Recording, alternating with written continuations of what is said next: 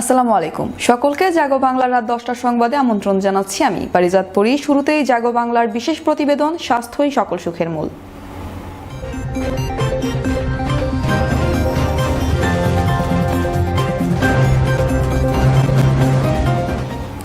আজ থাকছে স্ট্রবেরির পুষ্টিগুণের উপর বিশেষ প্রতিবেদন।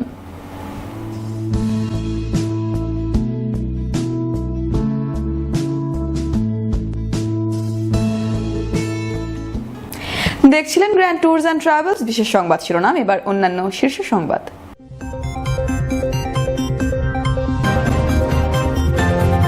পদ্মা সেতুতে বসানো হলো 34তম স্প্যান, এতে দৃশ্যমান হলো সেতুর 5100 মিটার এলাকা। সেতুর সর্বশেষ স্প্যান বসবে 10 ডিসেম্বর।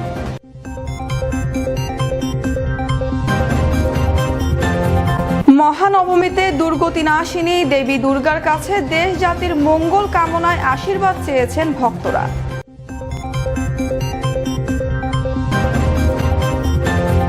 রাজধানীর বাজারে আলুর পর্যাপ্ত সরবরাহ থাকলেও কমছে না দাম। সরকার নির্ধারিত মূল্যের চেয়ে বেশি দিয়ে কিনতে হচ্ছে ক্রেতাদের।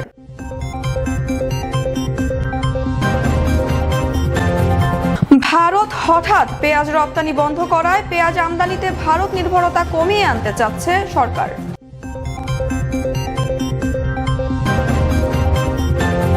বিপজ্জনক অবস্থায় চলে গেছে পঙ্গপালের আক্রমণ, দিশেহারা ইথিওপিয়া, খাদ্য সংকটে লাখ লাখ মানুষ।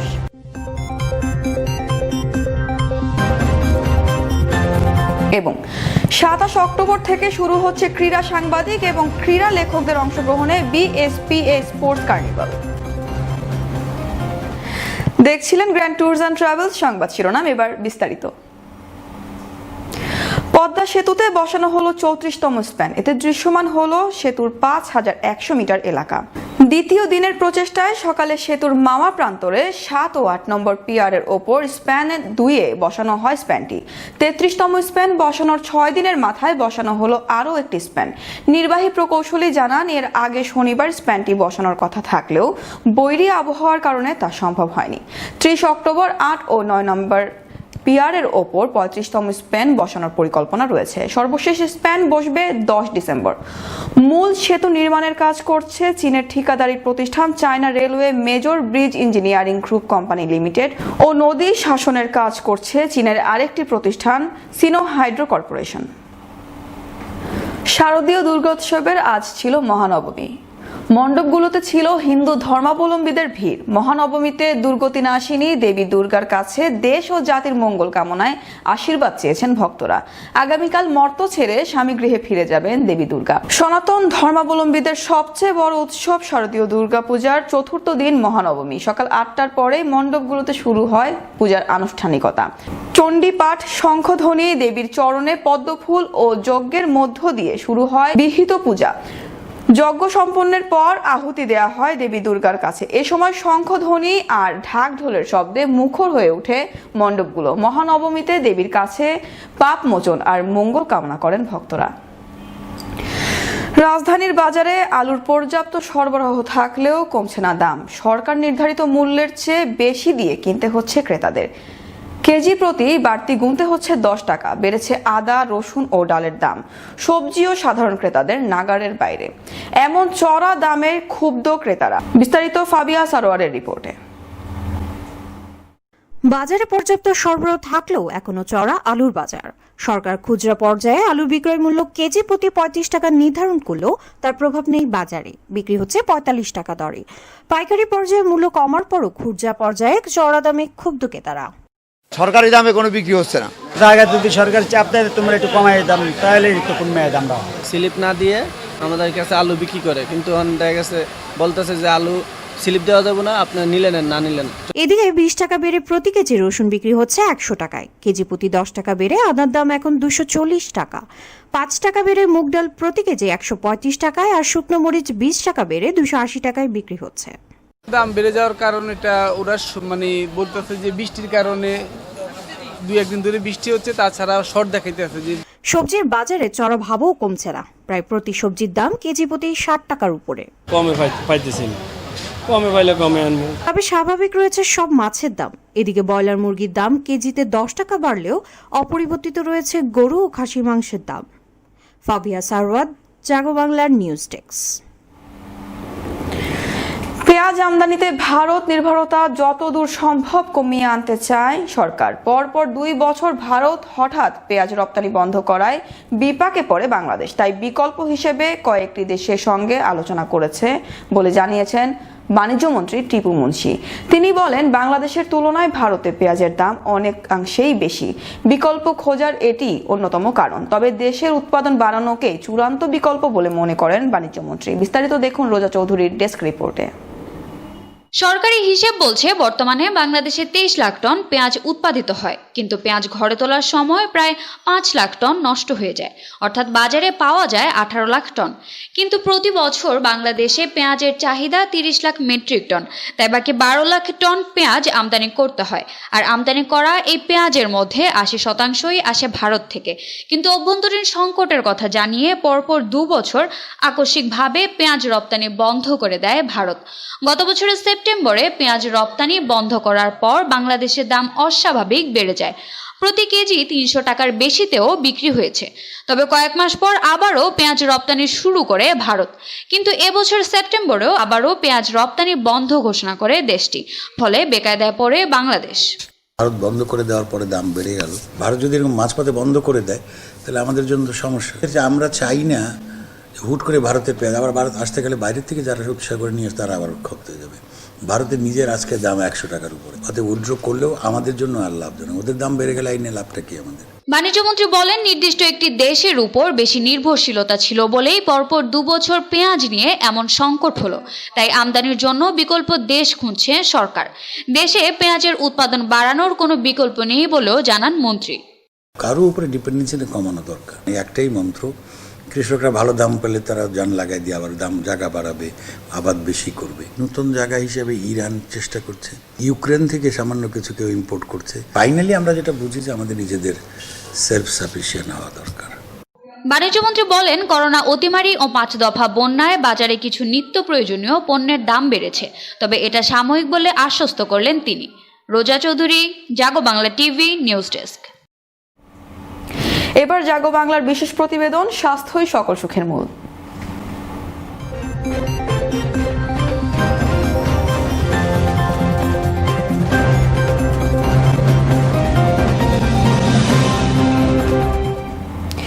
লাল টুকটুকে টক মিষ্টি স্বাদের ফল স্ট্রবেরি। আদিনিবাস উত্তর আমেরিকাতে হলেও এখন চাষ হচ্ছে মেক্সিকো, মিশর, স্পেন, রাশিয়া, চীন সহ এশিয়ার অনেক দেশের মতো বাংলাদেশেও উৎপাদন শুরু হয়েছে বিস্তর পরিসরে। গবেষণা বলছে দৈনিক ভিটামিন সি এর চাহিদা 34% পূরণ করতে পারে ফলটি। আর পুষ্টিবিজ্ঞানীদের মতে কমলা বা গাজরের চাইতে দ্বিগুণ পরিমাণ লাইকোপেন থাকায় এটি ক্যান্সার প্রতিরোধের কাজ করে।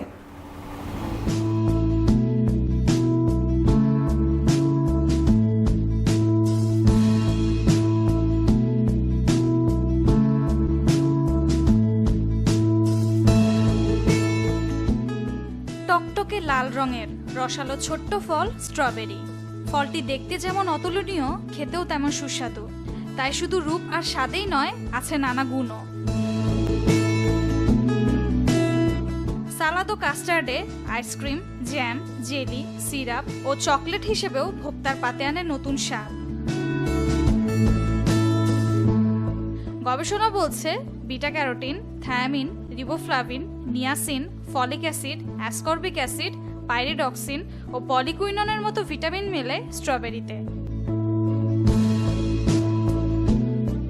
আর ক্যালসিয়াম, ম্যাগনেসিয়াম, পটাশিয়াম, ফসফরাস ও আয়রনের মতো খনিজ উপাদান ছাড়াও ফ্লাভিনয়েডস, পলিফেনল ও অ্যান্টিঅক্সিডেন্টের মতো উপাদান মেলে ফলটিতে।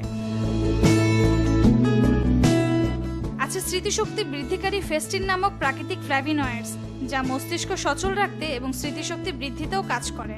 রয়েছে পটাশিয়াম, যা রক্ত চলাচলকে রাখে স্বাভাবিক। স্ট্রবেরিতে আছে ফাইবার, যা কোষ্ঠকাঠিন্য কমাতে ও ডায়াবেটিক নিয়ন্ত্রণেও কাজ করে। আর ম্যাঙ্গানিজ ও পটাশিয়াম হাড়ের স্বাভাবিক বৃদ্ধি বজায় রাখে। যেটাতে প্রচুর পরিমাণ ভিটামিন সি আছে এবং এই ভিটামিন সি থাকার কারণে কিন্তু আমাদের শরীরের রোগ প্রতিরোধ ক্ষমতা অত্যন্ত আমাকে বাড়ে এবং এটাতে আপনার ফ্লেভিনয়েডস এবং গ্যালিক অ্যাসিড থাকে এবং ওইটা থাকার কারণে যে শরীরে যে ফ্রি রেডিকেলস তৈরিতে বাধা দেয়। তবে ছোট শিশুদের আর অ্যালার্জির সমস্যায় নিয়ম মেনে খেতে হবে ফলটি, বলছেন পুষ্টিবিজ্ঞানীরা। গুল্ম জাতীয় উদ্ভিদ স্ট্রবেরির আদি নিবাস ইউরোপ হলেও বর্তমানে বিশ্বে উৎপাদন শীর্ষে যুক্তরাষ্ট্র, মেক্সিকো, স্পেন, তুরস্ক, পোল্যান্ড ও জার্মানি। আর বাংলাদেশের চাঁপাইনবাবগঞ্জ, রাজশাহী, যশোর, শ্রীমঙ্গল, ময়মনসিংহ ও সিরাজগঞ্জেও উৎপাদিত হচ্ছে নতুন জাতের স্ট্রবেরি। এবার আন্তর্জাতিক সংবাদ।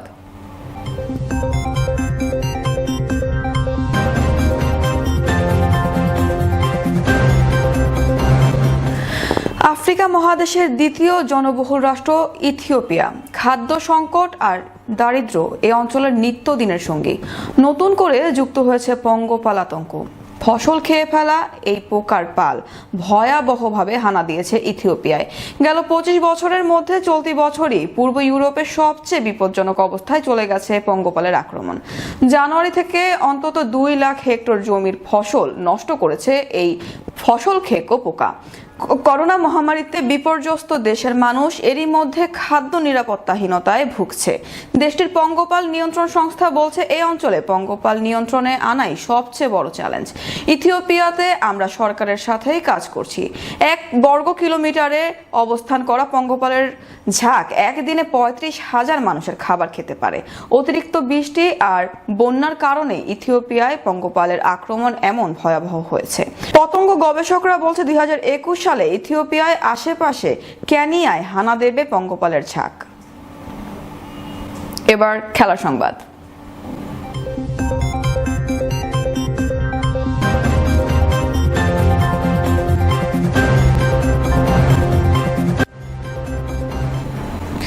সাতাশ অক্টোবর থেকে শুরু হচ্ছে ক্রীড়া সাংবাদিক এবং ক্রীড়া লেখকদের অংশগ্রহণে বিএসপিএস স্পোর্টস কার্নিভাল। এই আসরে 6টি ডিসিপ্লিনের 9টি ইভেন্টে অংশ নেবে বিএসপি এর শতাধিক সদস্য। মঙ্গলবার রাজধানীর Shaheed Tajuddin wooden floor gymnasium badminton ডিসিপ্লিনের মধ্য দিয়ে শুরু হবে এবারের আসর। কোভিড-19 পরিস্থিতির কারণে এবছর একটু সীমিত পরিসরে আয়োজন করা হচ্ছে বলে জানিয়েছেন বিএসপি এর নেতারা। বাদ দেওয়া হয়েছে সুইমিং এবং ম্যারাথন ইভেন্টগুলোকে। তবে carrom, table tennis, badminton, shooting এবং আর্চারি ইভেন্টগুলো থাকছে বরাবরের মতোই। 7 নভেম্বর শহীদ এম মনসুর আলী স্টেডিয়ামে পুরস্কার প্রদানের মধ্য দিয়ে পর্দা নামবে কার্নিভালের। এবার থেকেই স্বাস্থ্যবিধি মেনে সীমিত আকারে আয়োজনের মাধ্যমে দেশ ও বিশ্বের মানুষ প্রতিনিয়ত ছোট বড় সব ক্রীড়া ফেডারেশনের পাশেই দাঁড়িয়েছেন। বিভিন্ন ডিসিপ্লিনের মধ্য দিয়ে শুরু হবে এই আসর। সংবাদ শেষ করার আগে গ্র্যান্ড ট্যুরস অ্যান্ড ট্রাভেলস শিরোনামগুলো আরো একবার।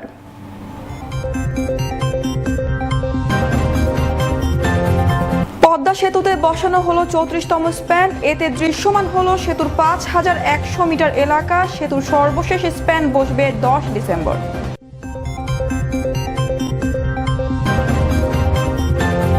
মহানবমীতে দুর্গতি নাশিনী দেবী দুর্গার কাছে দেশ জাতির মঙ্গল কামনায় আশীর্বাদ চেয়েছেন ভক্তরা।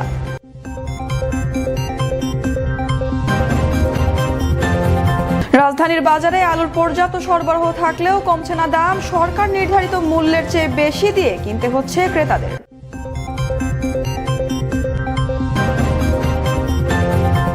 ভারত হঠাৎ পেঁয়াজ রপ্তানি বন্ধ করায় পেঁয়াজ আমদানিতে ভারত নির্ভরতা কমিয়ে আনতে চাচ্ছে সরকার।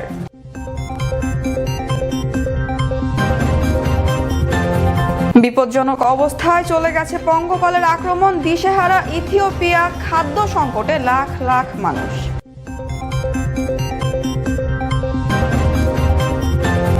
এবং 27 অক্টোবর থেকে শুরু হচ্ছে ক্রীড়া সাংবাদিক এবং ক্রীড়া লেখকদের অংশগ্রহণে বিএসপিএস স্পোর্টস কার্নিভাল। পরবর্তী সংবাদ দেখার আমন্ত্রণ জানিয়ে শেষ করছি জাগো বাংলার রাত 10টার সংবাদ। এতক্ষণ সাথে থাকার জন্য ধন্যবাদ।